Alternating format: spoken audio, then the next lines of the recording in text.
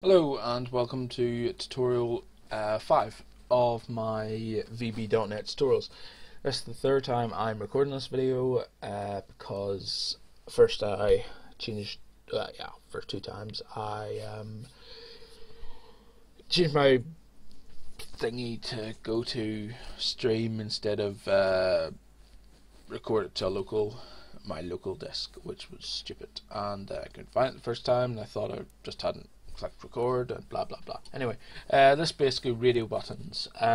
Simple tutorial on radio buttons. I will be showing you two things in this. I will be showing you radio buttons, how they work, simple as that, and I'll also be showing you how to change the color of a label to what color you want.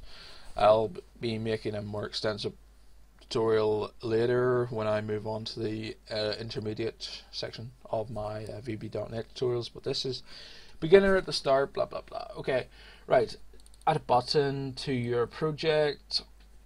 Let's add two labels.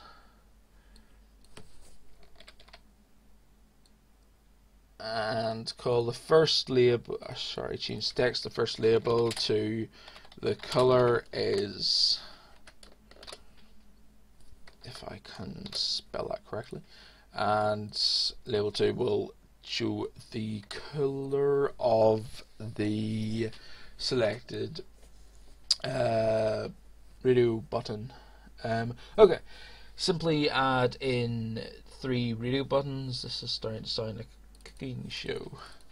Pardon me. Right.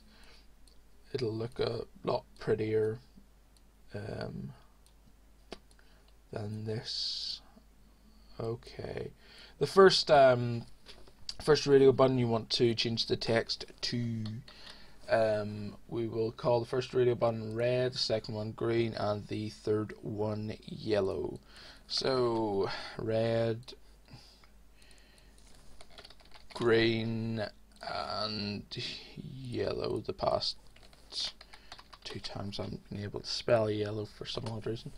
And if you like, you can change the submit and blah blah blah. Yeah, basically that's simple as that. So view code, we will write. So this is just the form on your form. So probably form 1 will be called for you. Don't click on anything else as of yet. So dim s color as string, and this is basically we're going to be using s color. Simple. So double click on radio button 1 or red, and we'll do s color equals red, and double click on green, s color equals green, and the same again for yellow, s color equals yellow. So this is showing what color you want it to be. This is my OCD kicking in. Okay, green. So simple as that. This is showing you what color you want, or what happens when you click the radio button. Now double click on submit. Now for submit, I'm going to be showing you a few things. Simply label 2 dot text equals s color. That's not s color. So this will, if I run this now, it'll basically show you what color is selected here. So red, green and yellow. But I'm going to go one step further and make it pretty for all the little girls out there. So do if this, basically you can just copy and paste label2 a billion times here. Label2 dot text equals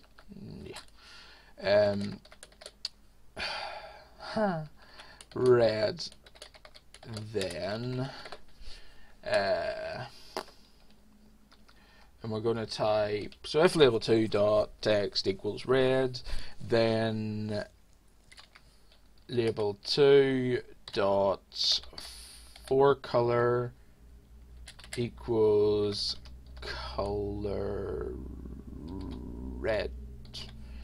So this basically changes the forecolor of your label to red if radio button 1 is selected. So then we're going to use the else if statement and say label2 dot text equals green. And again, I'm making mistakes. Green. So if else if label2 dot text equals green, then label2 this is annoying me now. Label2 dot forecolor equals color green. COLR dot green, and then we're going to do another else if statement. Label2 dot text equals, let's get this right this time, yellow, then label2 dot forecolor equals color dot yellow. So that's it, and yeah, and just move that back up there. So simple as. So if I can also change the background color of the form, but it's not needed unless you I'll do that for the more advanced tutorials. So red, green, green, and yellow, yellow, if you can actually see that yellow. So that's basically everything. It's simply very simple.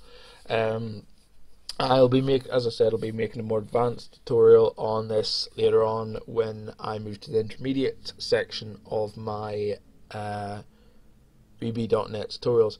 I will have all the code, which is basically, I'll make a text file on my website of all this code, just this code, because some people out there who watch my tutorials won't have Visual Studio 2012, and if people have ever tried to open a Visual Studio 2012 project in a Visual Studio 2010, it won't work. And I unfortunately use an SSD, which means I don't have a lot of hard drive space, and Visual Studios likes to install a hell of a lot of stuff onto my SSD, even when I say install another hard drive. So yeah, I'm gonna not install 2010 unless it's really needed. And yeah, my website is newagerp.com.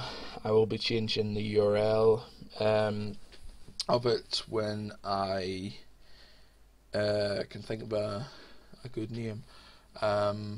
And I will also upload the project file, which will be basically the entire project of this project, to anyone who has got Visual Studios 2012. Thanks for watching. That's everything. I'll be uploading a new tutorial very